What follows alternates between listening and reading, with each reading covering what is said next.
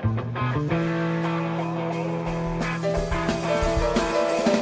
afternoon, everybody. Welcome to Trader Merlin Show. It is your Wednesday afternoon, hump day it is. After a long day of trivia, I guess I lost track of what day it is. I don't even have my watch on. That's how out of sight I am. Live for him says Don wouldn't like this title. Probably not. And we'll see if this is in fact the case. There was talk from the central bankers of Japan and the Bank of Japan, and really what they call the summary of opinions from the Bank of Japan, which was kind of alluding to the fact that they don't plan on raising rates anytime soon. Of course, raising the rates over there would jack up the value of the Japanese yen. And unfortunately, if you put that on hold, that cools it down a little bit. So let's look at the chart of the Japanese yen to start things off. And when I put that stopping the yen, it just meant in the short term. So if I can bring that chart up here for you guys. This is what we've been, looking at here. After that big downtrend was broken here, all of a sudden started making some lower lows, lower highs, been aggressive sell-off. This is the unwinding of the carry trade, which I still think has some legs to the downside. And then we kind of found ourselves right around this 140 mark, which I know David Warner was talking about that 140 mark as well. Of course, that's mapped out by this low over here and bounced off that one back on roughly September 16th. So today's action was really just as this summary of opinions came out, and the market really got to see what the Bank of Japan was thinking. And in that analysis, it really said, look, we're going to be more economic data dependent. We're not just going to raise rates as many people are expecting. I guess that's kind of like the U.S. central bankers would do as well, just saying, let's wait a little bit here and see what happens. That said, when you have going from negative to positive rates over time, that's still going to draw more people into the Japanese yen.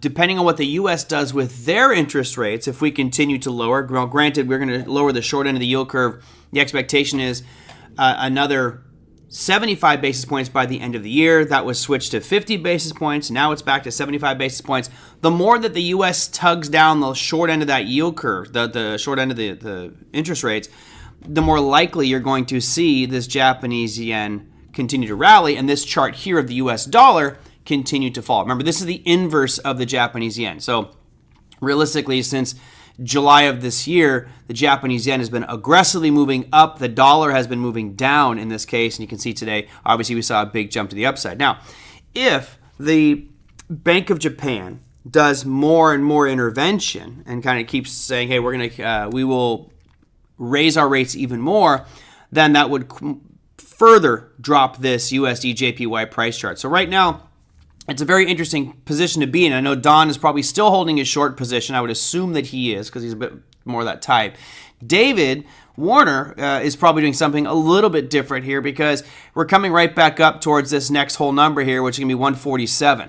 Now, he likes to use whole number psychology, and I would be in agreement that if you get this nice bounce up here, that 147 mark, which is the highs from back here on September 2nd and 3rd, that's your probable next stopping point for this Japanese yen, USD JPY currency pair in this current downtrend. So that's the logical pullback here. And, if you're somebody like Don, what you're most likely looking at is, okay, it's rallied back up to this overhead supply. I'll probably look to short more at those levels. Now, of course, you got to be real careful because these central bankers wield an incredible amount of power. Bottom line is the combination of the U.S. rate cuts and the Japanese rate increases have created this monumental shift in the interest of the Japanese yen and maybe move out of the U.S. dollar. That could change at any time. But for now, U.S. dollar going to continue lowering rates. Let's go check the CME. I know Margaret's going to give me a hard time. Say, you love this table. I do. I love this table. I'm not going to apologize for it. I do love this CME Fed Funds tool just because it gives me an idea of what the big money is thinking. Not that this is actually going to happen. Right now, we are looking at a 25 basis point cut for November 7th meeting. And by the end of the year, yeah, it looks like a 50. So three 25 cuts overall. We have two meetings. So one of the next two meetings is going to be a 50 basis point cut. According to professionals, I personally think you're going to see 25 in November, 25 in December. And upset this cart just a little bit. So those are our current numbers and the situation that we stand in. Is it going to stop the yen? Right, that was my clickbait here. It will for a couple days. I don't see this really being that big of a piece. Remember, they didn't make any decisive action. They simply talked about it and said, hey, we're based off our consensus of opinions, we're going to hold off. We've done enough. Let's wait and see, which is probably the right thing. Remember, you have an economy. Let's see if I can bring up this chart for you. It's going to take me a second to run some filters over here, so bear with me as I get this all done. This is why I love Ninja Trader and their team. I could just say, hey, can you bring up this for me? And man, they'll bring it up right away. Unfortunately, I don't have that luxury over here. I want to go to the Japanese yen, and I want to see the current rate policy. There we go. All right, so I'm zoom. I'll show you. You can ride along with me. So here's what I'm looking at. I'm going to go back to September 19th when they made their policy rate announcement. I want to click on this and just show you why this is so smart of them, in my opinion, to be holding. Now, this goes even further back. I could scroll this over even more if it would give me the data, but this is all the way back to 2015. They were at negative 0.1. From 2015 plus, even more time.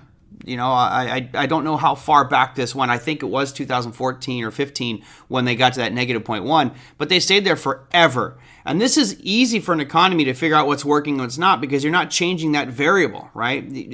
It didn't move at all for years. So you can pinpoint other parts of the economy to work on and modify this if needed. But apparently Japan didn't need it. Now all of a sudden they have. So they went from negative 0.1 to positive 0.1, so a 20 basis point increase. Then they went from 0.1 to 0.25, a 15 basis point increase. And the prudent thing to do right now would be just to hold because these changes, which have happened, they started, the first rate increase over there in Japan was on March of this year. So you got March, April, May, June, July, August, September. You got 6 months. 6 months is the short end of how long it takes for these rate cuts to really start to impact the bottom line over there in Japan. So in my opinion, I think that's a smart thing to do. And that summary of opinions, if I was on the Bank of Japan board, I'd say, let's hold off. There's no reason to rock the boat too much. Let's see how this impacts our market. And I think that the general consensus from most of the institutional traders was we're going to see more and more increases from the Bank of Japan. And that stopped. At least the talk track from those central bankers made everyone realize that that's not going to happen as soon as anticipated. So that's why you saw this stopping of the yen, at least for today. I am a believer that this will continue to the downside. I do think you'll see this USD JPY chart continue to go lower. And if you're trading the Japanese yen futures, let's go to, let me bring up my Japanese yen futures, the 6J. You look at this chart here. This is the Japanese futures. I do think this will be a small pullback. Maybe get back down to this current level. If you're looking at the Japanese yen futures, about 0.0068, maybe even getting down to lows of 0.0067. But overall, I think that the downtrend which we've established in that Japanese yen going all the way back into 2021 is just about over, in my opinion. And I think that could be the beginning of a much bigger trend to the upside here. So I think going long Japanese yen is probably the long-term prudent thing to do. We all know that currencies have their run. They go for years in one direction, and then all of a sudden they can switch and go the other way for years. And maybe this is the rising sun of Japan coming back to the prominence that they had many, many, many moons ago. Mark says, have you ever been interviewed by your local media? I would think that your association with Trading Academy would make this possible. No, there isn't any local media around here in Orange County. There's really nothing. Years ago, I was brought on to CNBC in Los Angeles. They actually sent a limo down to pick me up, which I was dumbfounded, and drove me up to LA, and that's when I got kicked off of CNBC.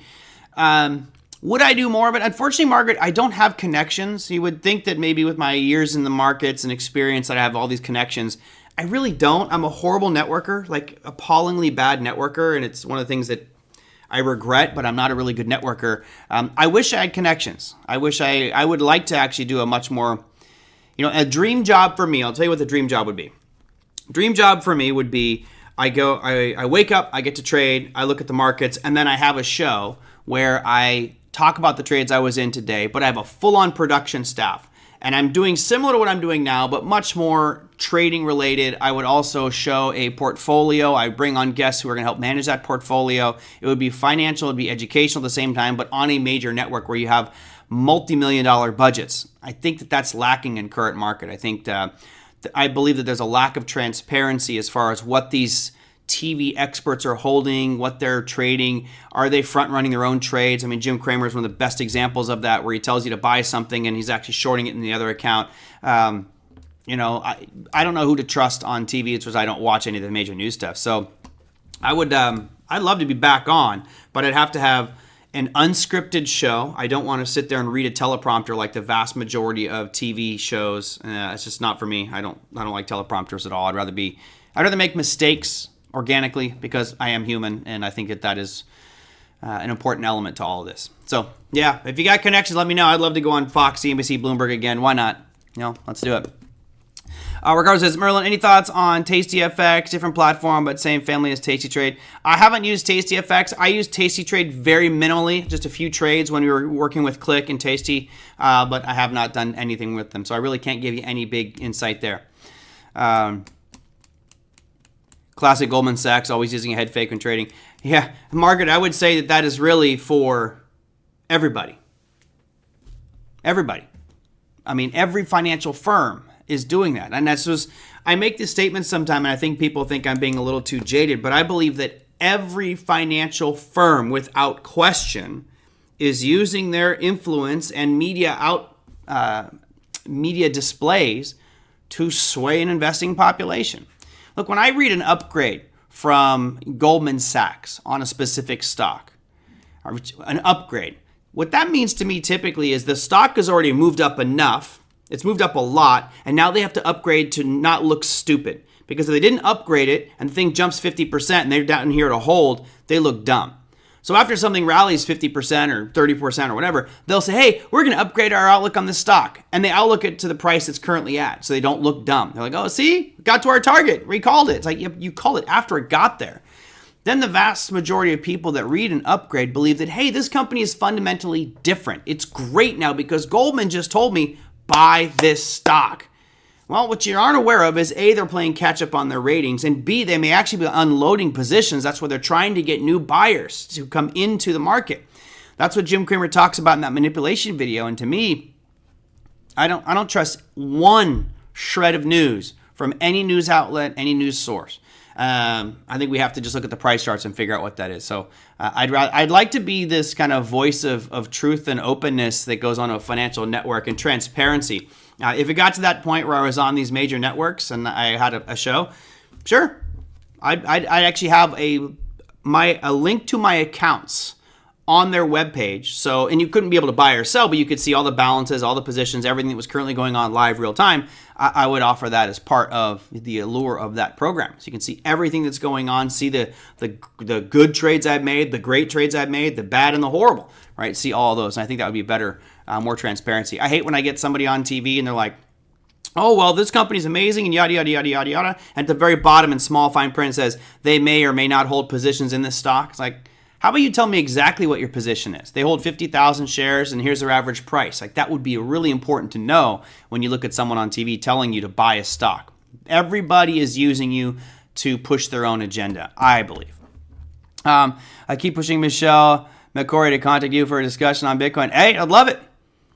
I'd love it. Bitcoin is probably one of my favorite topics to discuss, but I feel like a lot of people don't like it, so I don't mention it too much. It's been a rough couple of days for it as well. Lower the price before you start buying. Yep. And that's also the other thing. When they issue a downgrade, right? They'll say, oh, well, it was 20 and we think our target's 10 on it now. Well, it's currently trading at 11. So yeah, of course it's going to get to 10. It's been trending down from your original target at 20. And a lot of times those downgrades are encouraging you to panic as a seller. You unload your shares and now those institutions can buy back at lower prices, which is why it's so important to look at the price chart to see where things are and where they may be headed. All right. Margaret says my call is 225 basis points cut. I agree. We should probably do a poll on that one, but I think that's the right thing to do. The 50 was a shock to the system, which shouldn't have been done. Now we'll just do 25s from here on out and see how it goes. But when you look at the show we talked about yesterday, which is Jerome Powell saying, data looks great. Data looks good. I'm fine. If he's saying that, then there really is no need to mess with rates at all. Which to me is another discussion we can have maybe down the road is, do we really need those 25 basis points cut? If Jerome Powell is saying everything looks great and the market is on solid footing, then why do we have to why do we have to be cutting rates? We don't. We really don't need to. If our market is looking good right now, we need to stay right where we're at. I'm okay with the talking Bitcoin every day. Chris, I'll just come up and visit you and we'll just talk Bitcoin for hours, catch up. Remember, Chris, the tough part is in this vast world of markets and financial instruments to be buying and selling, there are always going to be people that don't like certain instruments. And crypto, for now, is still this, evil, bad thing to a lot of people. So it's certainly, I've done my best to mix it in here amongst all the asset classes. It's interesting because I think the one that I devote the least amount of time to is Forex, which is strange because Forex is such a major driver. However, I am looking at the dollar index, which is my metric for currencies. But yeah, we should be looking at more currencies overall. All right, so stopping the yen, that was my little clickbait there. Did we stop the yen? No, I don't think we've stopped the yen. I think it's a temporary pause on what's going on with the yen. And speaking of pauses, let's go back and real quickly, can you guys tell me, go type in the chat, as of present moment, what is starting to have the biggest backlog at our ports? Now, granted, it's only day 2, but there's already a lot of products that you can look at those boats and see what they are that are lined up to delay, getting to market, right? What's one of the big things that's being delayed right now? I thought this was rather interesting because, let me bring up the stock. I think it may actually start to have an impact on a company out here. And if the strike keeps on going and going and going, then this may be a great shorting opportunity. I'm thinking potentially about buying directionally some puts on this one. Lisa says, bananas, car parts, and something else. Christopher C. says, do you think the longshoreman will drive the market down? Let me get to that in just a second. John says, fentanyl. Good, John, right? Let's keep that fentanyl in the ocean. Out at sea. Get that crap away from us. Bananas, car parts. One interesting one is coffee. So I tried to I asked ChatGPT Midjourney to create a picture of big boats full of coffee. This is not how coffee is brought to America. This is not how it's done. However, there's a lot of reports of multiple ships full of coffee not being able to make it to port. Now, of course, if they don't make it to port, it's not like this is an instant impact, but it may start to impact businesses that don't have inventory stockpiled. So first thing that comes to my mind as a publicly traded company here is going to be Starbucks. You look at the price of Starbucks here, it's been great. Starbucks was down at about $72 just a couple weeks ago. July, it was down at $72. Then all of a sudden, that earnings announcement came out, popped it up, and we rallied all the way up to a high of around $99. I'll round up to $100, call it a day. Right now, we're at $96.50. Now, if this strike continues to go on, given the thousands of Starbucks around the United States that may not be able to get coffee, particularly stuff that's coming from Brazil into the Gulf and the Eastern Seaboard, then this might start to drift down. Remember, what are they going to have to do? Well, they're going to have to start raising their prices for their coffees. And if the strike goes on for a while, it may really hurt Starbucks business. So something to keep in mind. We look at these events that happen, and at first glance, we look at this longshoreman strike as like, oh no, this is bad. Sure, it's bad, and we can get into the politics of it, but I think for you and I, it's like looking at it and saying, where's the money to be made here? Where is the money to be made on this? Do you go to the Baltic Dry Index and start shorting that because they're not as much shipping going on? Do things like that. Do you look at the businesses that might be impacted? So as was mentioned earlier,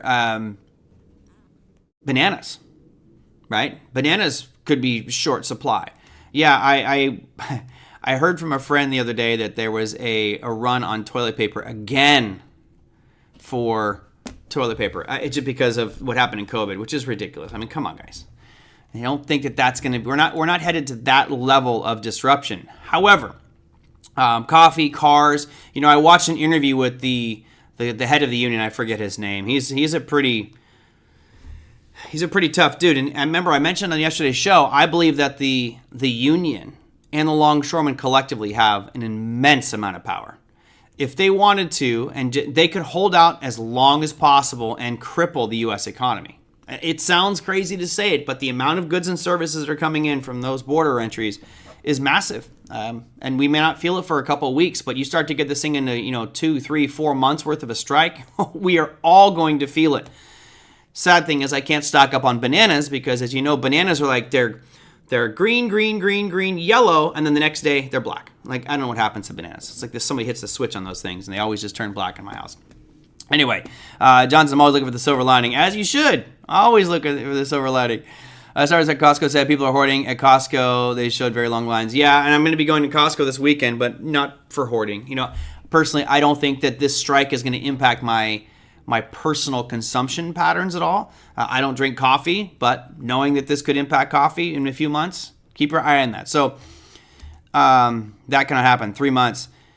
Yeah, Christopher says that guy means business. He does. I think he's a bit of an ass, personally. I think he's just a bit of a jerk. He makes it seem like the longshoremen have the most important job in the United States and they're the most valuable people in the United States. That is absolutely not true. I apologize. Anybody here might be a longshoreman. You have a job to do and you're paid to do your job.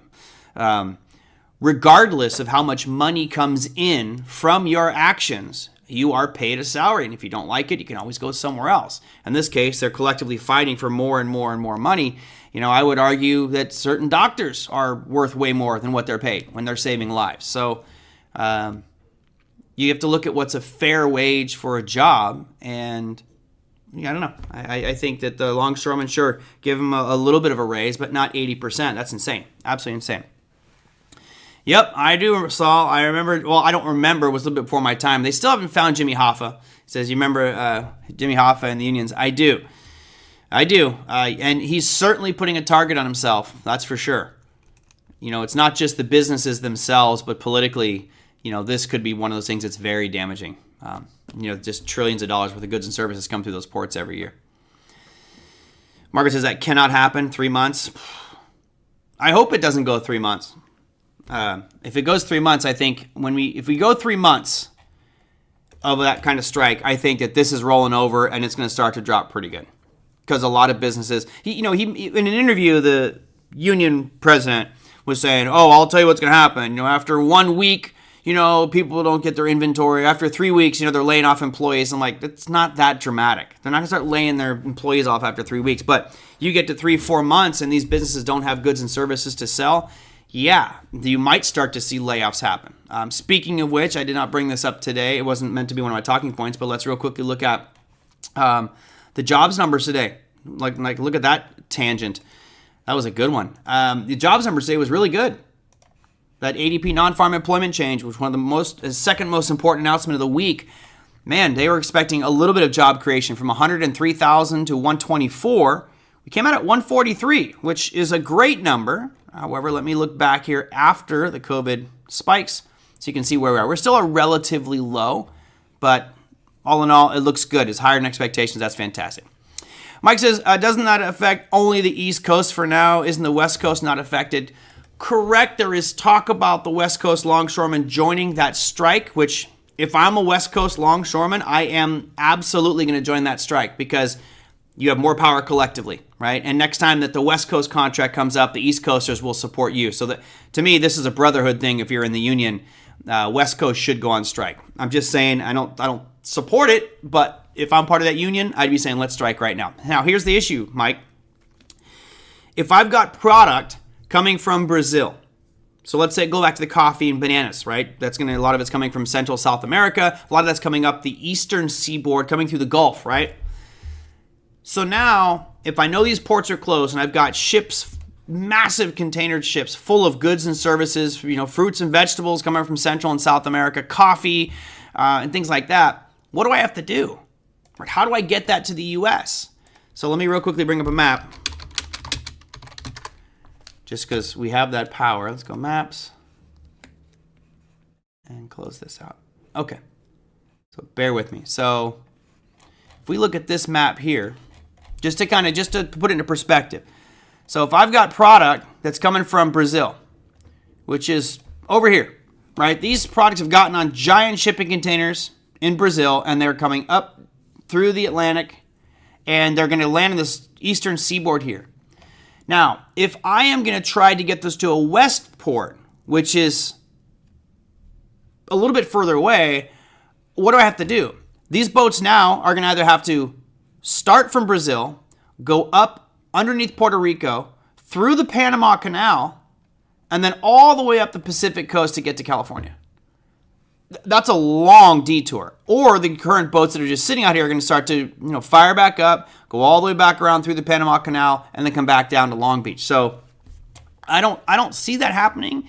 So if you're thinking coffee, most of it's going to come through the eastern seaboard and then get shipped and distributed out. So we would feel that on the West Coast as well. Now, there's certain goods and services, Mike, which will come directly from, we could maybe see, Chinese goods and services. Maybe they go all the way across here from Japan and from China. That won't be as disrupted, but there are some goods and services that are going into the East Coast. And there was lists of different commodities and products that were coming in through the eastern seaboard versus the western. But primarily now, this is just the Gulf and the eastern United States, which obviously is a massive amount of coastline. The West Coast isn't as big, but we do have some pretty big ports out here. So I don't see it. I don't see it being different, East Coast versus West Coast, with regards to pain. If it's not getting into the East Coast, it's going to the East Coast for a reason. That was most direct line of entry. Could they get to the West Coast? That's a question that I can't answer. I'm pretty sure that at this point, there probably is a line that's bigger than normal at the Panama Canal to get through so they can come around the tip of Central America and make it over to the West Coast. Where are the ports in Mexico? Maybe they can truck into West Coast. That's true. Could they do that? Could they take... that's a great question, Naum. I have no idea what ports are over here, but what he's saying is, could you, instead of going through the Panama Canal, take them over to Mexico and then truck those in across the border? You could, but understand that's a lot of distribution. That's a lot. And remember, every step of that process is going to do what to cost. Just jacking it up. So right now, probably the best solution is just let those boats sit out there and wait for this to get resolved. If they decide to come all the way back around the West Coast to California, that's going to get real expensive. I mean, yes, we might get those goods and services, but they're going to be more expensive. Veracruz, isn't that Ponce de Leon landed? I forget some famous explorer landed at Veracruz. Which doesn't help you too much, right? Veracruz is here. You'd still have to truck hundreds of miles just to get to the tip of Texas. Veracruz, it looks to me at first glance like about 500, 600, maybe 700 miles from the Texas border. And that's just the very tip of the border down here. It doesn't even get you to a major city. So yeah, I don't know. It'd be better if you get someplace like right up here. I'm surprised they don't have a port at Matamoros, Tamaulipas. I don't know. Anyway, more efficient when automated. Let's see. I thought I heard, but foreign ports are more automated than USA ports. Wouldn't surprise me. These unions are going to continue to fight for no automation because remember, every time we have automation, it's going to most likely replace a human job. And that was my argument the other day. Is I think at some point in the future, these ports will be 100% automated, except maybe 99% automated, and you have a few people support staff to make sure the robots are running smooth and are oiled and fueled up. Pretty much it. All right, let me move on from that one. I got to make sure I get through these topics. So the other piece here is you look at market drivers. I've been a big fan of Tesla. I still am a big fan of Tesla. They missed their delivery numbers right at a perfect double top. Look at that. Just bam, bam. Their numbers today were not that great. They delivered 462,890 vehicles. The market expected anywhere from 463 to 469. So they were definitely short of their delivery targets. And they produced about 470,000 vehicles. Personally, I don't know. I don't think I put that much weight on this, that they delivered slightly less. Big deal. They're meeting demand, so that should not be an issue. What does it mean for Tesla? Well, it means that we might get a buying opportunity down here. Now, if we get a little bit more fear and we can get it down to this area of consolidation that we saw back on, let's say, September 18th, which is not that long ago, right around 226, maybe 227, that would look like a decent point to jump on this trend. It would be perfect in this ascending triangle. If we get this pattern continues to form here, it looks like it's building pressure to the upside. So buying a pullback on this one might be good. I'll let you know how it goes tomorrow. Maybe over the next couple days, I may look at actually selling some puts on Tesla right around that 120.25 mark, which I think I'd be okay buying back in there. Biden says he's not getting involved. Well, you can say that. You can say you're not going to get involved. But eventually, if they don't resolve this, the government's going to have to get involved. Now, if they do invoke Taft-Hartley, which means they have 90 days, this is also a very interesting thing. So the president of the union, who is Mr. Hardball, they asked him about, he didn't even ask him. He just says, look, you can invoke Taft-Hartley. Go for it. Go for it. Invoke Taft-Hartley. What are you going to do? You're going to basically tell me that for the next 90 days, we have to just kind of calm down. He says, but when that 90 days is up, do you think I'm going to change my mind? My people still get paid this money, and they're going to pay it, and they're going to go on strike. And he says, and by the way, during that next 90 days, my guys probably aren't going to work as hard. So normally they do, I think he said something like 30 drops, which like 30 drops an hour, like 30 containers. And he's like, well, maybe we'll do 8. So now all of a sudden, it's really longshoremen's ball here. They're the ones in the driver's seat of what can get done. They can get too greedy, but I don't know what the ramifications are for them as a business. Right, what happens to them? President Reagan stepped in. Do you remember that? I don't. A little before my time. I do not remember. I do not remember the Reagan. I remember the election. I remember being all excited about that. I think I was in, I don't know. I was a little tyke. Didn't know much about politics. I'm not that old, Margaret. I'm not that old. Got a lot of grays. But yeah, I don't think he'd step in. John says, that's illegal. What's illegal? The union's doing less work?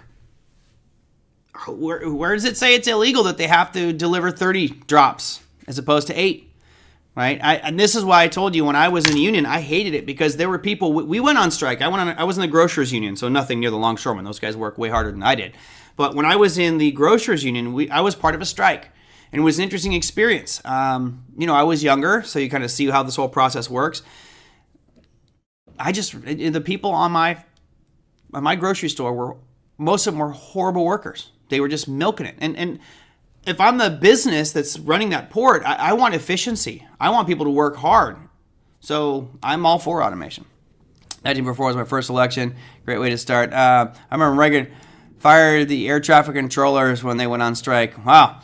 Hey, I'll tell you what, you could probably train some people to run cranes, to be crane operators, and to run those ports in a fairly quick period of time. And if you're offering people $150,000 a year jobs, I'm sure that there's a lot of people across this, especially people who are working in states that have very low incomes. You look at, some of these East Coast cities, they're not that expensive, and you're making $154,000. Like if you make $154,000 in Long Beach, that's not great.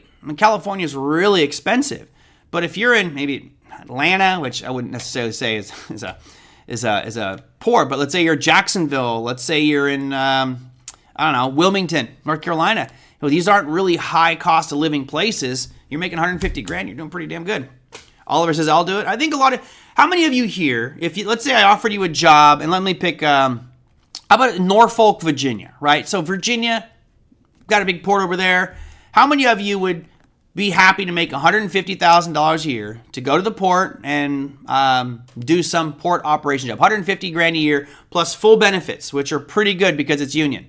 Show of hands, yes. Actually, let me do a poll. I'm gonna do a poll. Why not? Because I can. Would you? Oops. Let me go here to this one. Would you take a $150K job? Full bennies in Norfolk, Virginia. Yes or no? Simple. There you go. There's my poll. Makes it easy when I have the poll out there. Would you take a $150K job with full bennies in Norfolk, Virginia? Remember, we could probably look at the cost of living index, and Norfolk is probably one of the more expensive ones because it's near Richmond. It's kind of a prominent place, but still nowhere near as expensive as California.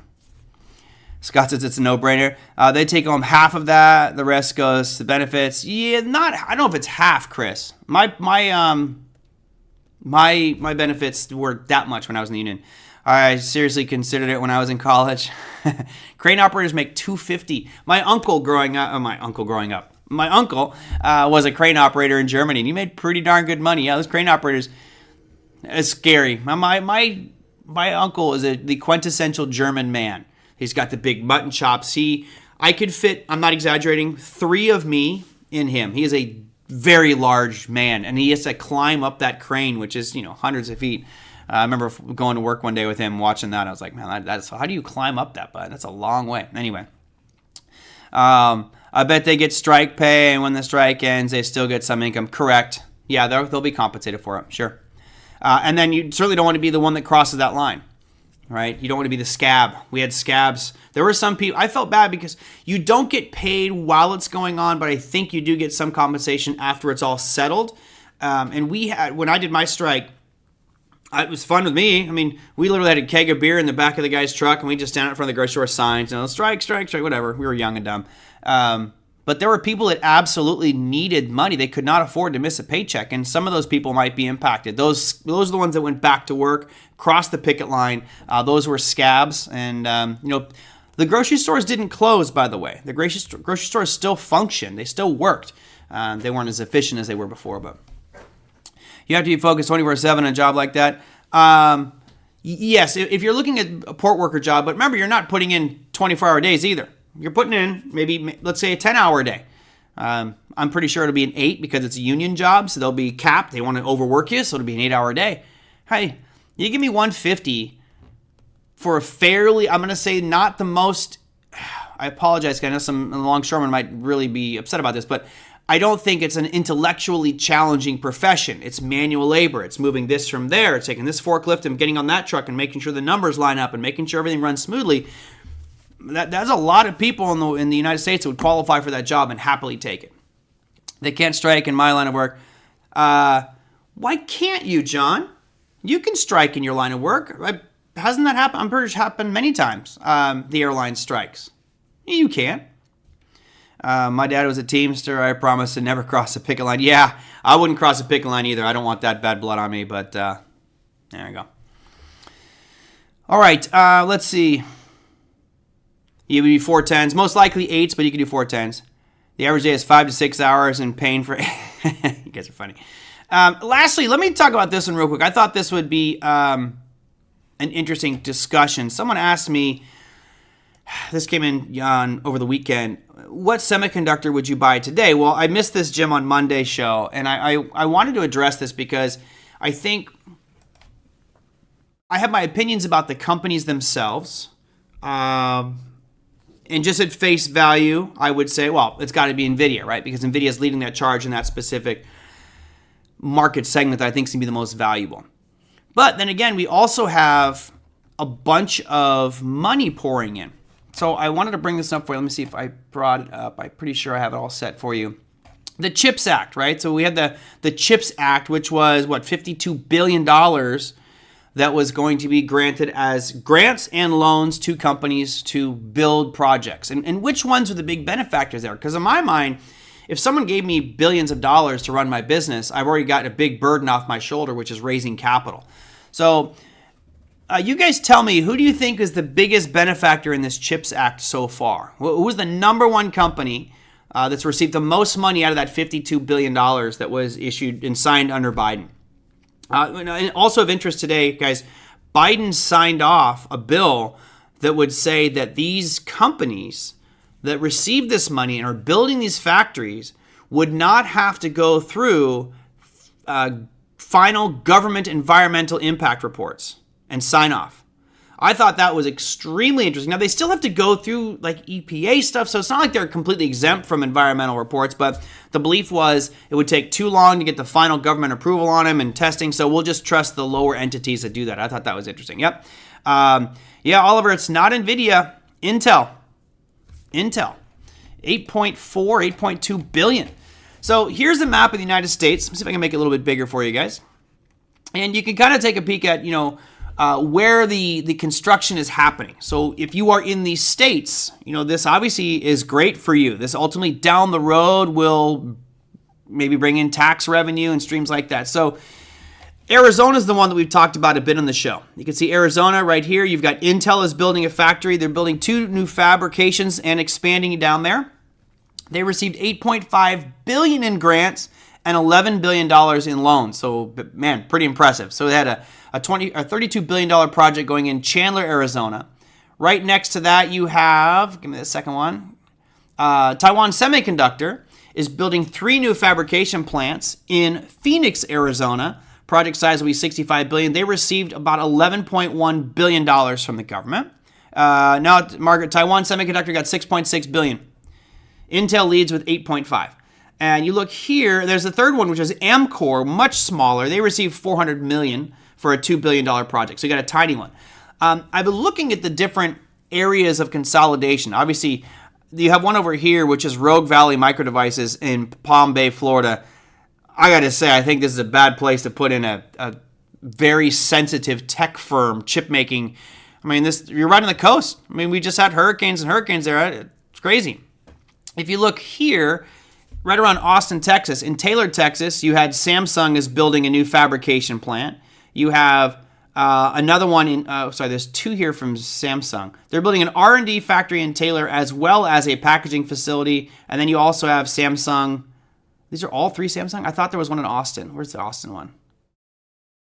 There. Samsung's building also in Austin as well, an expansion. So Samsung really blowing out that Austin, Texas area. You look here in New Mexico and in Albuquerque, you've got some money coming in as well, but not the big stuff. Intel does have a packaging plant there. So this is where it's all going. You know, you look at the money coming in. Micron was a big benefactor of it.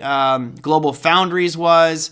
A lot of smaller companies that you may not have heard of, but Intel is kind of the big name that stands out from that crowd. Now, there is a company that's competing. Let me see real quick. That looks like it might. Is it Cera? C-E-R-A? I'm going to bring it up. Enter in that arena with NVIDIA. Cerebras. I guess Cerebras. I can't remember the name off the top of my head. So which one would I buy? If that's who is in Massachusetts? I didn't see anything in the Massachusetts area. Let me go back to, there's the chips. You've got New Hampshire, BEA Systems, but that's $35 million. Not that big a deal. A little up here in Vermont, right on the border with Global Foundries, $125 million. So they're all getting smaller grants. Micron really has the big one. They're up in Clay, New York. And then up in Seattle as well, Portland, Oregon. Let me take that back. Portland, Oregon. You've got Corvallis, Oregon with HP. You've got Microchip Technologies with $72 million, and Intel also building a modernization expansion up there. So, what do I buy? You know, I mentioned the other day, I do like Intel. I think Intel on a retest here. You had the breakout of this sideways consolidation, which we talked about. It broke out, and all of a sudden it looks like you're getting your retest. You know, I think if you can pick up Intel around that $22 mark, they've got billions of dollars to build this stuff out.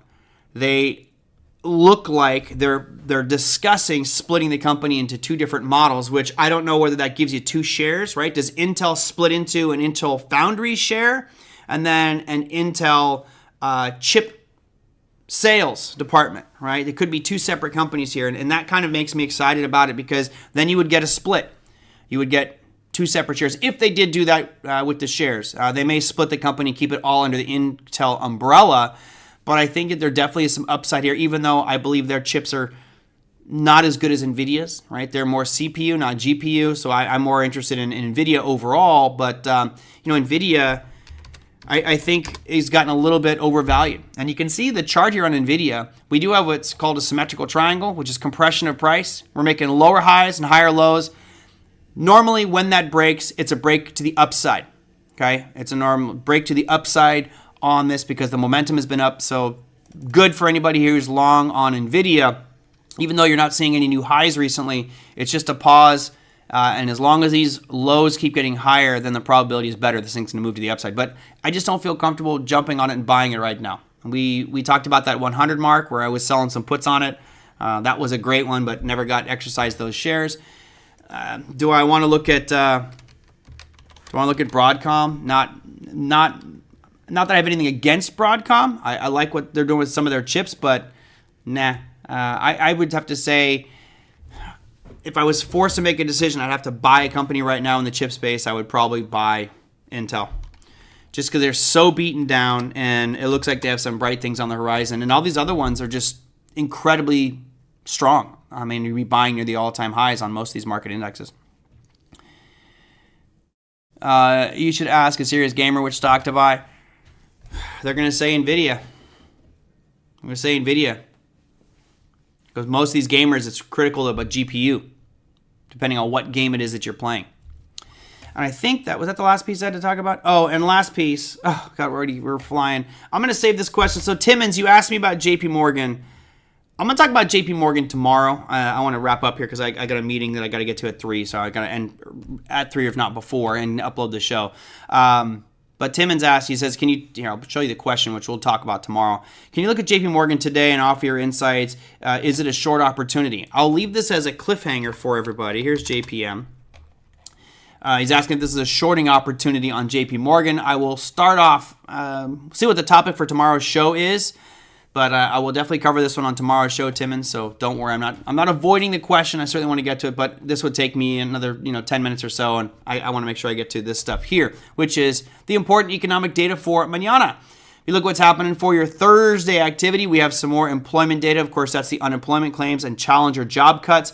You have a ton of services data coming out for the EU, for Italy, Spain, France, Germany, and then also for the United States. We have final services PMI and ISM services PMI, all of which, both of those are as markets open.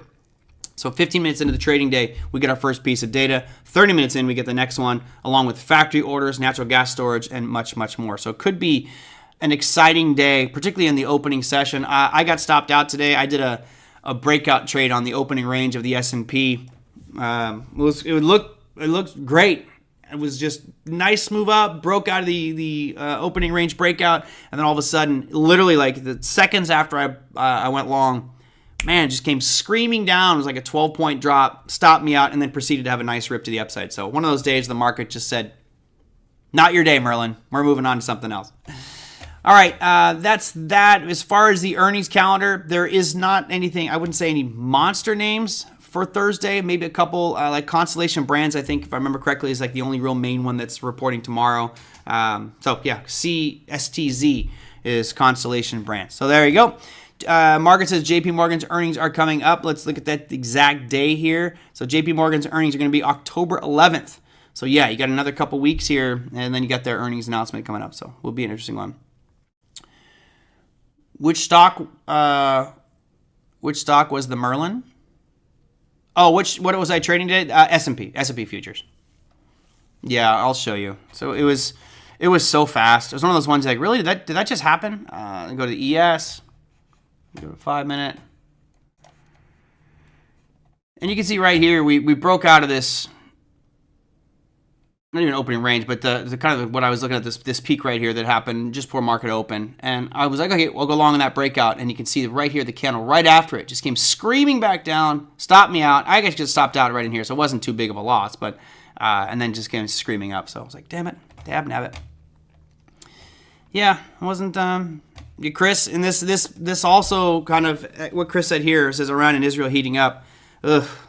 God, I don't want it to get bad. It feels like it's headed towards something bad. You take Israel, you take the port strikes, you take other issues going on. It's not painting to be a really rosy October. Remember, October historically is like the most volatile month. Not that it's negative, but has usually really, the biggest crashes ever have happened in October. Something to think about. All right, that's going to do it for me for today, everybody. Hope you enjoyed. Hope you learned something along the way. As always, Timmons and Jim, thank you for the questions for today's show. If you have something you want me to ask, let me know. Or somebody wants to answer, let me know. I would gladly dive into that on Thursday's show. So just send them on in at tradermerlin@gmail.com or put them down below any of our YouTube videos, and I will get to those on tomorrow's show. Take care, everybody. Happy trading. See you tomorrow.